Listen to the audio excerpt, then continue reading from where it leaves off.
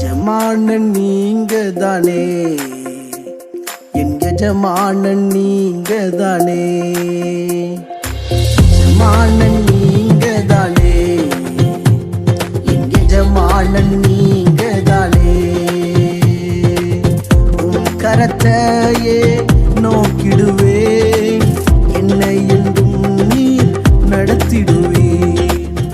ஆண்டவரும் உலக இரட்சகருமாய் இருக்கிற இயேசுவின் நாமத்தினாலே காலை மன்னா நேரலாகி உங்களை இந்த நாளிலும் சந்திப்பதிலே அடிமை மிக்க மகிழ்ச்சி அடைகிறேன்.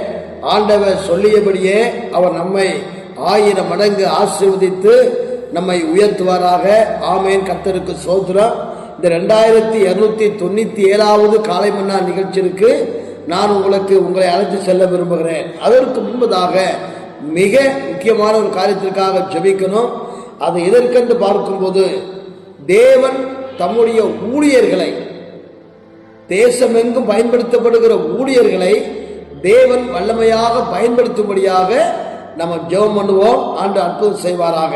இந்த 2297வது காலை மன்னா நிகழ்ச்சியில நான் ஒரு வார்த்தையை உங்களுக்கு தீர்க்கமாக சொல்ல விரும்புகிறேன்.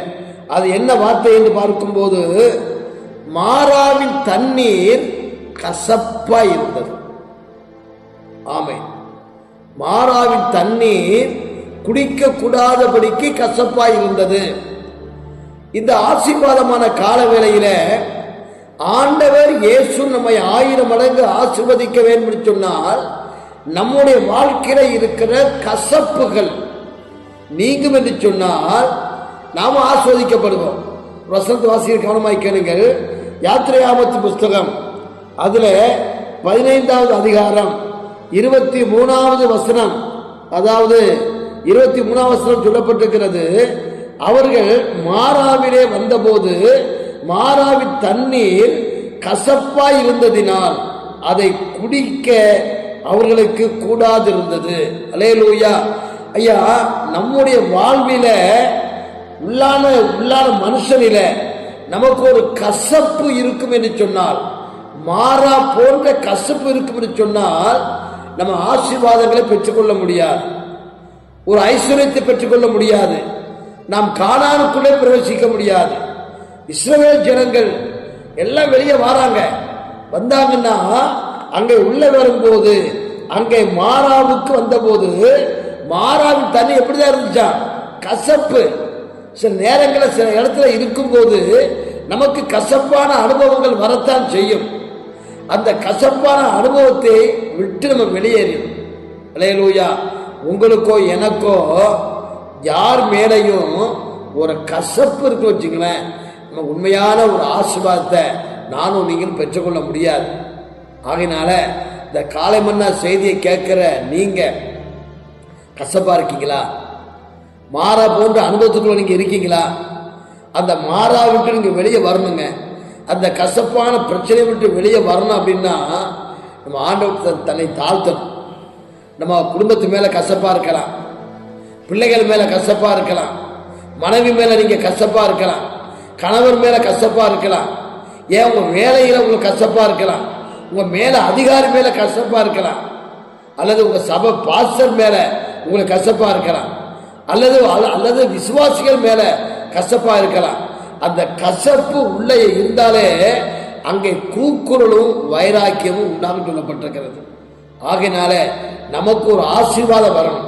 இந்த கசப்பை வெளியேக்கணும் அப்படின்னா சரி, சொல்லப்பட்டிருக்கிறது கடைசி வசனத்தில் சொல்லப்பட்டிருக்கிறது, பின்பு அவர்கள் ஏலிமுக்கு வந்தார்கள், அங்கே 12 நீரூற்றுகளும் 70 பேரிச்சம்பழங்களும் அங்கே இருந்தது.